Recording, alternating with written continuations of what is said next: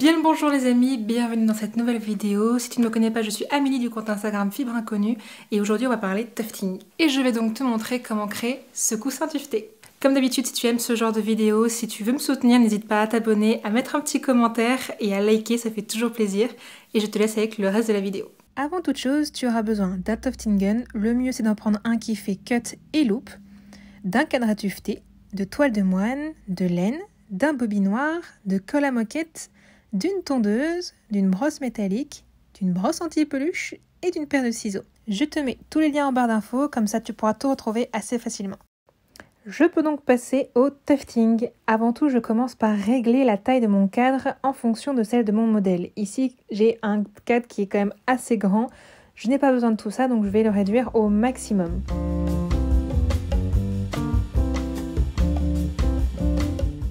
Je peux ainsi venir tendre ma toile sur mon cadre. Pour être sûr que votre toile soit bien tendue et ainsi avoir la meilleure expérience possible pendant le tufting, il faut vraiment que votre toile soit tendue un peu comme une pose sur un tambour. Prenez garde également à garder les fibres de votre toile les plus perpendiculaires possibles entre elles et à ne pas trop tirer plus d'un côté que de l'autre pour éviter le risque de découper votre toile avec votre tufting cut.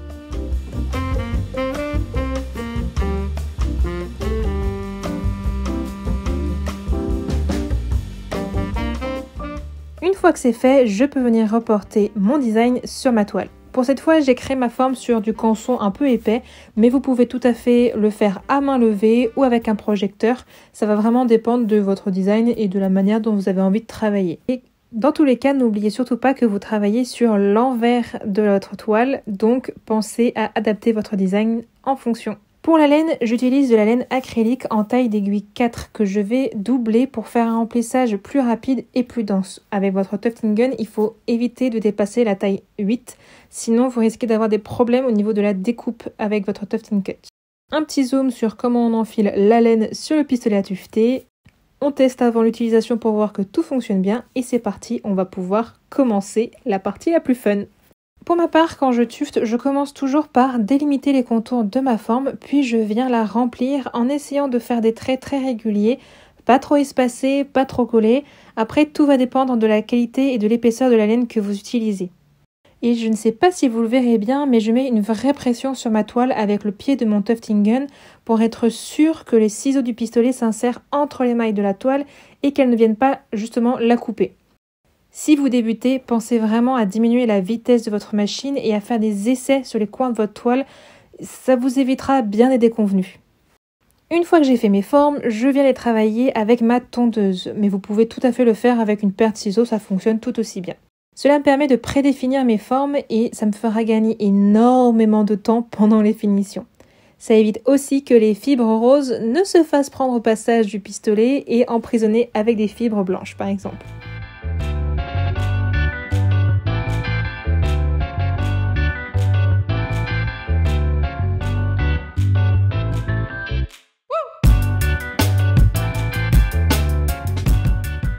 Après la tonte, je récupère mes chutes de laine pour plus tard et je peux maintenant passer au remplissage du blanc. J'essaye de tufter toujours dans le même sens pour avoir un rendu le plus homogène possible.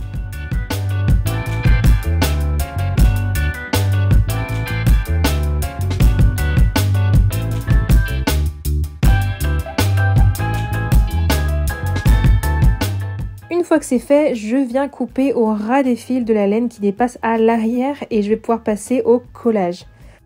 Pour ça, j'utilise de la colle à moquette que j'étale en couches assez fines et que je viens vraiment masser pour la faire bien pénétrer au niveau de mes fibres de laine.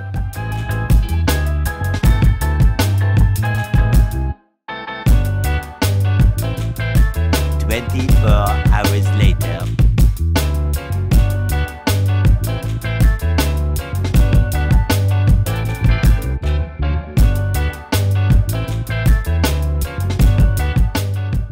Avant tout, je commence par brosser ma laine avec une brosse au poil métallique pour un peu détruire les fibres, si je peux dire ça comme ça, et leur donner un côté un peu plus touffu, un peu plus dufteux.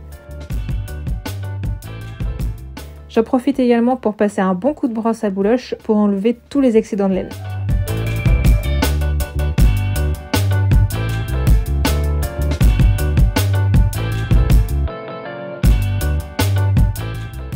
peut passer à la tonte et je vais venir régulariser la taille de ma laine. Personnellement, je n'utilise pas le guide, il a tendance à me gêner, donc j'y vais vraiment tranquillement. Je tonds également dans plusieurs sens pour être sûr d'avoir un poil assez régulier partout. Et je finis par accentuer la démarcation entre mes couleurs. C'est une étape qui n'est pas forcément obligatoire, mais moi j'aime bien, je trouve que ça donne vraiment une très jolie finition. Et cette étape, vous pouvez également la faire au ciseau.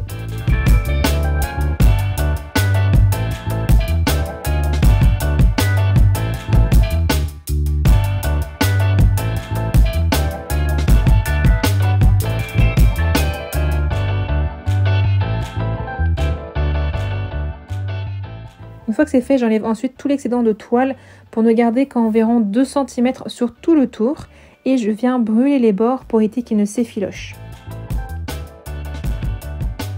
Je m'attaque ensuite au dos de mon coussin et pour ça j'ai choisi un coton assez épais d'ameublement rose. Je découpe la forme de mon coussin avec les marges de couture dans mon coton et je vais pouvoir assembler le tout en emprisonnant l'avant de mon coussin à l'intérieur.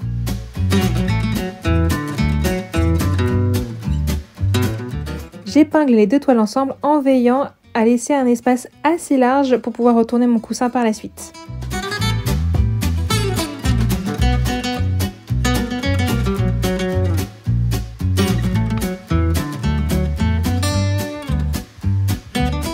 Je me munis de ma petite machine à coudre et je vais venir essayer de coudre tout le tour, sauf l'ouverture bien sûr, en essayant d'être le plus proche possible de la partie tuvetée que possible.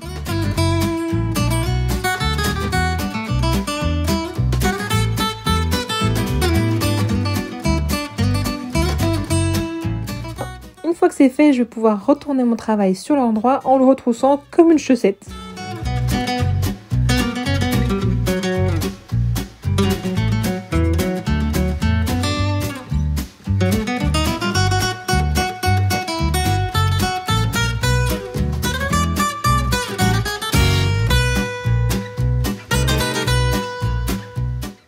En le retournant, on peut voir que je n'ai pas complètement réussi à être au bord de mon côté tuveté. Je vais donc rattraper tout ça en faisant tout simplement une couture invisible à la main. Et pour ça, il va falloir un peu de patience.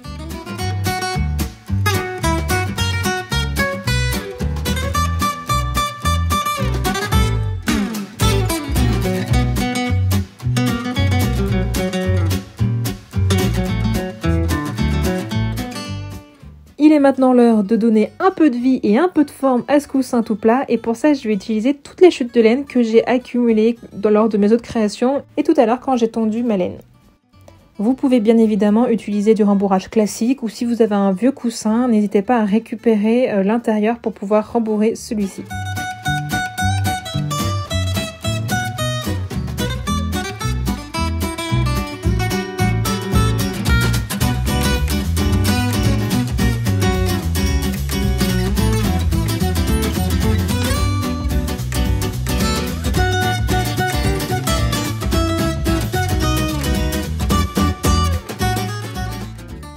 Maintenant que mon coussin a bien mangé, je reprends mon fil et mon aiguille et je vais pouvoir fermer l'ouverture qui est restée.